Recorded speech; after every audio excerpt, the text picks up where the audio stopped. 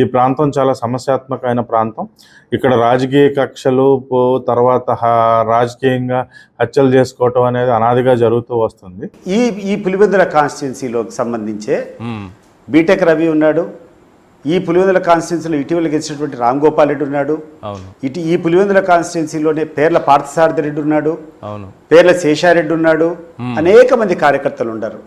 ఒక్కరన్నా కూర్చొని మా మీదకి వచ్చినారు, మా ఆస్తులు ధ్వంసం చేశారు, మమ్మల్ని తీసుకొని పోయి కొట్టారు, లేకుంటే మా మీద దాడి చేస్తారని ఒకరిన కంప్లైంట్ ఇచ్చారండి ఈ 5 సంవత్సరాల్లో? జగన్మోహన్ రెడ్డి గారు ముఖ్యమంత్రిగా ఉన్నటువంటి 5 సంవత్సరాల్లో పులివెందుల్లో ఉన్నటువంటి తెలుగుదేశం పార్టీ కార్యకర్తకు ఎవడి మీదైనా దాడి జరిగిందా? ప్రత్యాపారాలు చేస్తే ఇలాంటివి జరుగుతాయి, అలాంటివి చేయొద్దు. That is not the way police officer should speak. ఏమండి ఇప్పుడు అదుపులో తీసుకోవటం అంటే అండి, ఇప్పుడు 307 కేసు పెట్టాడు.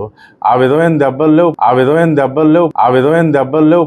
గాయపడింది మేము. రేపు థ్రెట్ ఉండేది మాకు. నిన్న ఒకరికి జరిగింది, ఈరోజు ఒకరికి జరిగింది, రేపు ఎవరికి జరుగుతుందో ఆ దెబ్బలు తగిలిన కూర్చొని మేము అరెస్ట్ చేస్తామని చెప్పకుండా అసలు నిన్న చేసేటోళ్ళే కదా ఈరోజు చేసింది.